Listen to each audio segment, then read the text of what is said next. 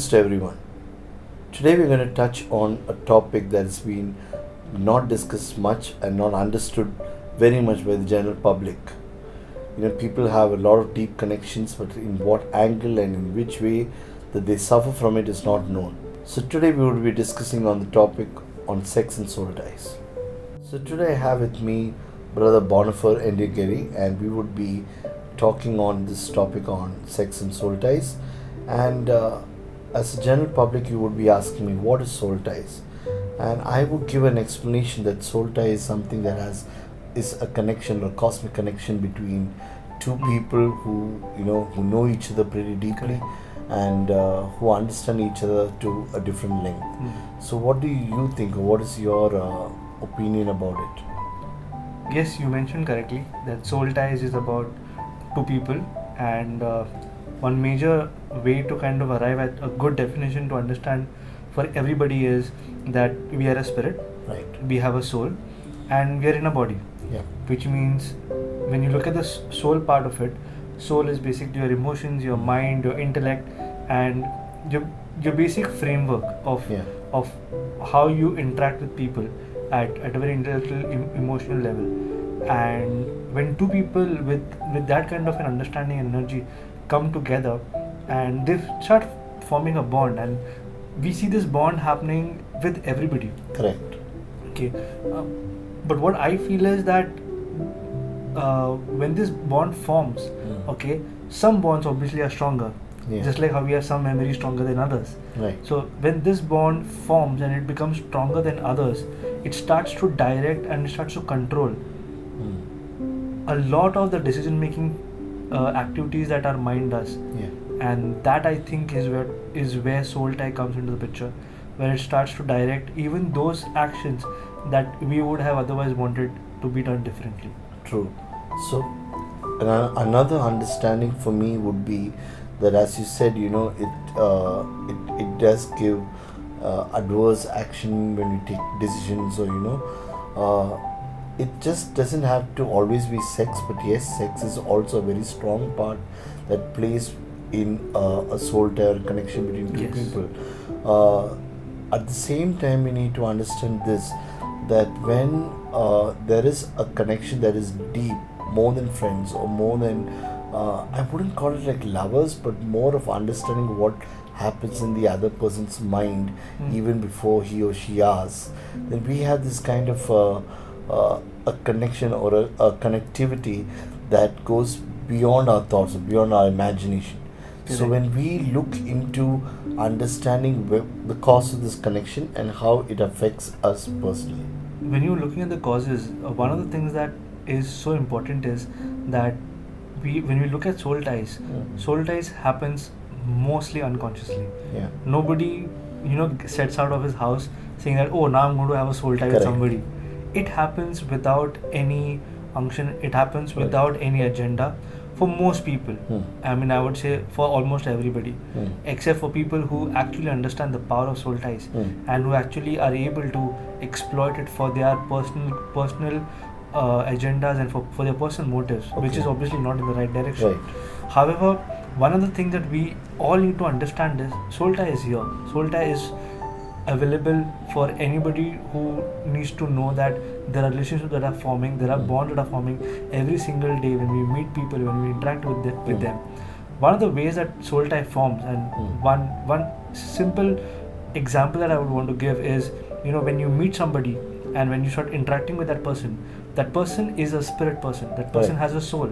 True. So you have a soul and that person has a soul, and when you all exchange thoughts and when you start exchanging emotions, happy, laughter, joy, sad, whichever emotion, and then you start exchanging not just emotions but also a kind of a mindset.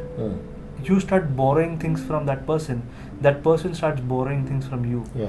and there is that exchange not just of thought, not just of emotions, but it's at a more soulish level. And that association that gets formed gets retained in the mind somewhere. Yes. And when that retention gets stronger and stronger, the repetitions obviously Correct. increase the strength of any bond. So when that repetition happens over time, over a longer period of time, the longer the bond, the stronger the bond, as they say. Now when these bonds are formed, sometimes these bonds are formed at a very young age where one or the other person doesn't have any control over it. True. However, there are some bonds that are formed when we are adults. Now, when these bonds are formed, we need to start to understand how we can compartmentalize the good versus the bad, especially a soul tie when we're discussing it. Can you throw some light in terms of how do we recognize a soul tie? So that's like a very pretty good question, because most of our public here do not understand how it forms, or how does it happen. So I have a general example where I say I have an idea and you have an idea. Correct. If I share that idea with you and you share me your idea, I have two ideas of my own and you have two ideas of your own too. In the same manner, this kind of connection that is there affects both parties, whether it's in a good sense or a bad sense, as you told. Right. But in order for us to actually recognize how or what a soul tie is, so there are various factors that help us recognize a soul tie. One is when a boy and a girl meet, this is excitement and this spark that happens between them. Maybe not initially if it's not love at first sight, but as in a relationship, there is something that a person would always look forward to. So there's something that will make that person, forget everything behind, but look or crave to see that the other person day in and day out. So it doesn't have to actually always be a relationship just between a boy and a girl. It can also be with with parents. It can also be with parents and children. It can be with teachers and their students. It can be in different aspects. True. One thing is, I would love to go to school because I adore my maths teacher. Yeah. So it's that feeling of knowing that I may not like maths, but I love the teacher. So instantly there is a kind of a connection or that excitement that pulls me up to go to school. True. Okay, this is just an example that I'm just trying to share out. The second thing we need to understand is it lifts our spirits up. It makes us feel worth it. Correct. Taking the first example that we talked about, the boy who wanted to go to school, he doesn't want to know maths, but when that teacher comes and he makes 10 mistakes, and that teacher comes and sits over his shoulder and explains things. So there is a feeling that if I make more mistakes, I will be looked upon to, I will be corrected more. But your intention is not to make mistakes purposely, but your intention is to get connected more to that person. So subconsciously, you are trying to make sure that this bond gets stronger, even though that person knows or does not know. And if you look into another reason or another way that we can actually recognize a soul tie, is it's a sort of an escape. Because you tend to feel that you don't want to think about the past, you don't want to think about its surrounding, you don't care about your 12 p.m. deadline or 12 a.m. deadline or whatever, but you just know there is an escape from all the situation. Maybe stress, maybe work, maybe parents, maybe maybe your colleagues, but there is this feeling of coming out and being escaping from whatever situation. This is also a major factor where many people do not realize that there is a soul tie or there is a connection that they have with that other person, because they just see this as a fun moment, or they just see this as a situation that they can escape from. Very true. The fourth point I guess I would like to suggest would be, in recognizing that there is a soul tie, is there is a craving for more, and you're not enough with level 1. So you always when you get up in the morning, you would always dream about that person. The last person in your thoughts when you sleep would be that person. When you eat or when you drink or whatever you do, you always think about that person. So you are always in a connection because you are thinking about that person throughout the day. Correct. You don't think of him in the night when you sleep, but you think of him the minute your eyes are up. open and the minute your eyes are closed. So the entire day you will be thinking about that person. So there's always a zeal, that excitement that is there. No, I want to meet that person. I want to spend more time with that person. Or that craving for having more. And another aspect I would say is, once you have clinged on and gotten that connection, it's very difficult to let go. It's very difficult to come out of it, because it's like a leech, when it catches onto your skin when you walk in the forest. it won't come out easily until you pour out something for it to come out on its own. So it's not something that can be released on its own, you Yeah. know. So it is very difficult to let go for a person who has this sort of a connection. And I guess the major reason or the major thing that we can recognize this is that, you know, it affects and alters our decisions in life. Very true. Say, for example, I would want to go abroad and study, but because I have my girlfriend here and she's here, I don't want to go abroad to study. So that indirectly, even though we do have the resource and the finances or whatever to move ahead in life, in some form, because of this connection that pulls us across, Correct. we don't want to go further, but rather still stick around the Stick same around. circle. Yes. So this is what you are saying, that we kind of form bonds everywhere we go. Right. In fact, even right now we have a bond and you're forming a Exactly. bond. And not just this, but even the bond that we are forming while you are watching and while we are conversing. True. However, when we kind of round about all of these bonds, there are some bonds that we enjoy. As you said, there are some bonds that we like. I'm glad that we are forming bonds. Okay. So, do you think there's a difference between maybe a good or a bad soul tie, or is there anything like that, good and bad, or you know? Yeah, I mean, given the fact that we are making bonds as we go, we are making ties with people as we go. Sometimes we can fall into the wrong Yes, relationship. I mean, there are two sides to the coin. Yeah. One is the good side, one is the bad side. And when we're talking about soul ties, we should actually focus on the ones that actually causes harm, because otherwise you wouldn't be searching for soul ties, and wanted to know what is soul ties all about. But yes, good soul ties are here to stay and they're for our benefit. But bad soul ties is where there are these certain kind of signs and characteristics between two people. But before I go to the bad one, I'll just cover the good one, just True. so Yeah, that please. we know both the sides first. Exactly. So a simple definition of a good soul tie is where you're having growth when you're with that person. Now, on a personal front, when I'm speaking with you, I see that I'm having growth. Right. Okay, so that's a good soul tie. Again, in the Bible, we see that there was a good soul tie between David and Jonathan. Yeah. Okay, and in that we see that both of them were growing. Both A of them perfect example. exactly. And now, and even in our everyday life, we have a teacher and a student example where the teacher is also learning from the student new innovative things, especially in this time when innovation is so prized. Yeah. And also the student is individually learning, but the student is able to also grow in another area because of his generation jump, that we would call it, that he's more tech savvy than the teacher who is Right. trying to train Teach. the kid with knowledge that the kid needs. Yeah. So it's kind of an exchange, and that's a good soul tie there. However, good soul ties will give you growth. Okay, good soul ties will also give healthy love.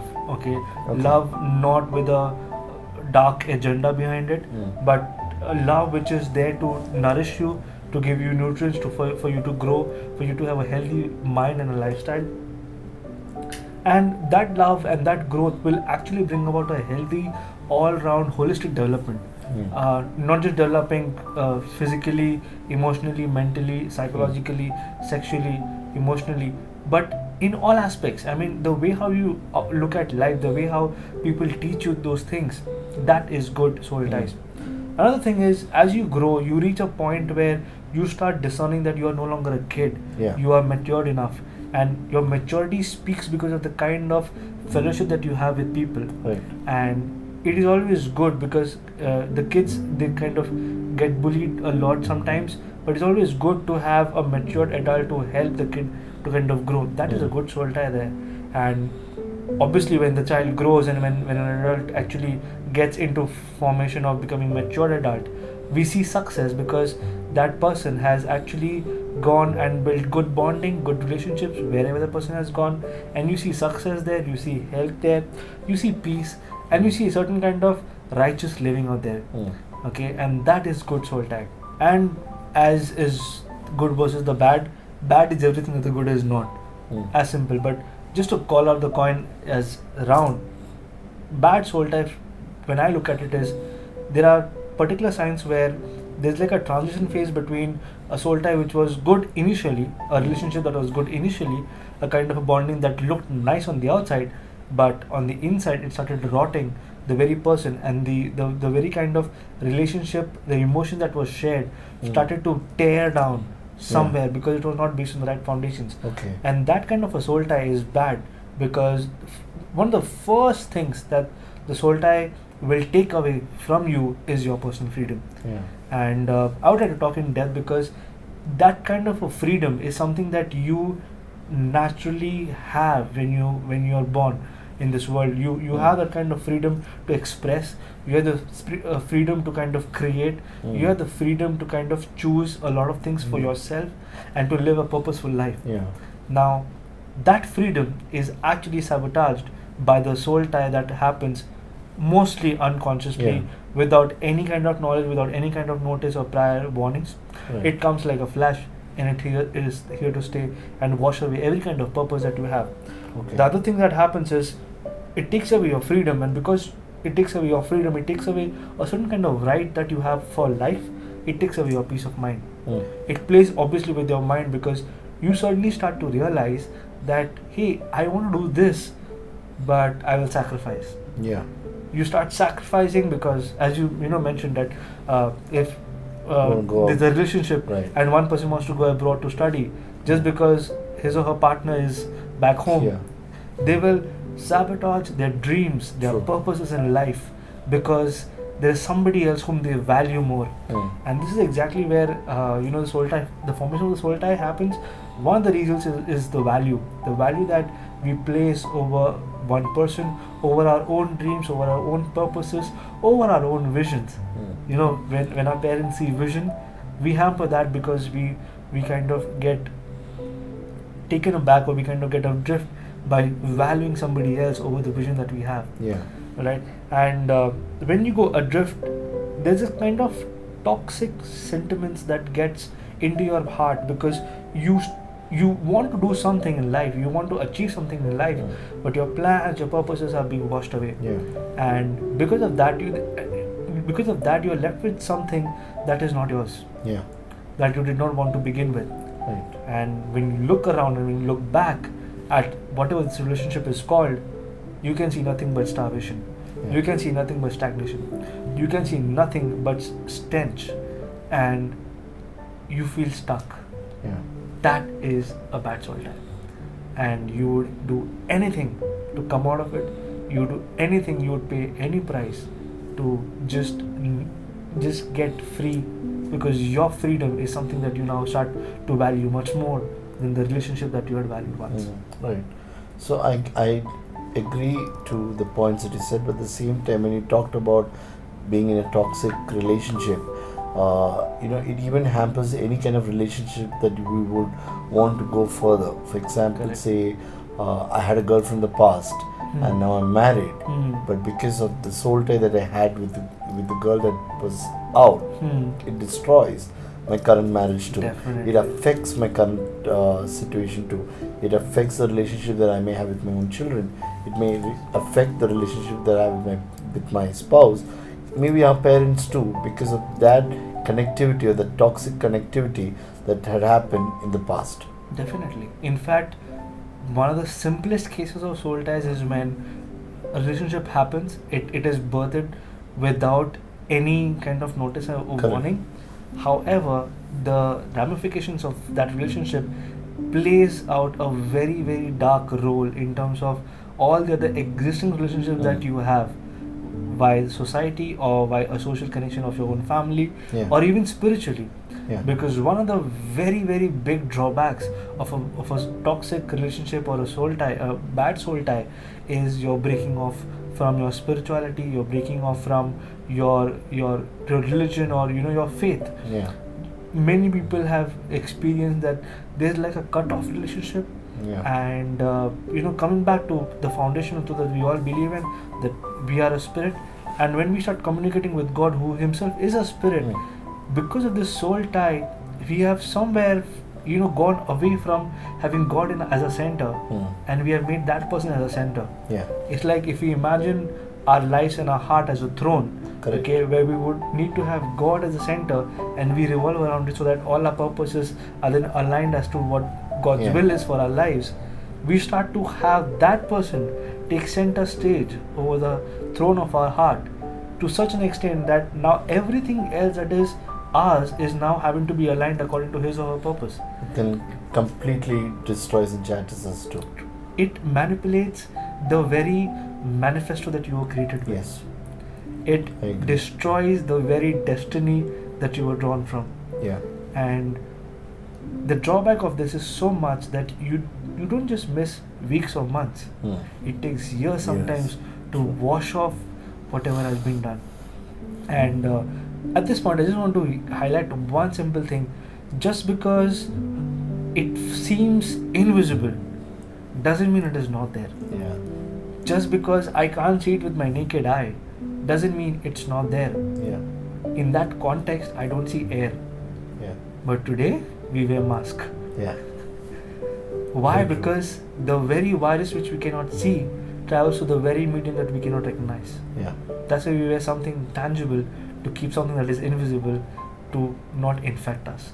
Same way, the soul tie is here to stay. Mm. But we need to understand, and I believe that by the end of today's discussion, we would arrive at areas and ways on how to recognize it and how to understand and how to be able to come out of it free.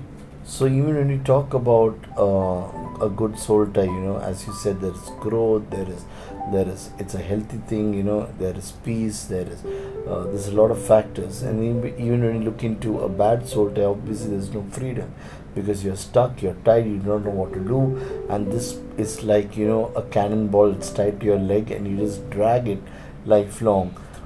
And it's very important for us to understand relationships and how we need to keep them into how much a percentage we should hold them, because if it does go overboard in some aspects, it's a life clinger. Yes. So it's very important that, as you said, knowing what is the right soul tie or what is the wrong one gives a clear understanding of any relationship. That being said, every relationship between humans, there is a soul tie. It's up to us to understand if it's good, if it's bad, or how to process that along and how we can even break free. So we would be closing this episode with what we discussed today. But at the same time, we will be continuing our discussions in the next episode, wherein we will be talking about types of soul ties, how we can break free, and what is the next step after coming out of this. So stay tuned and do watch our next episode.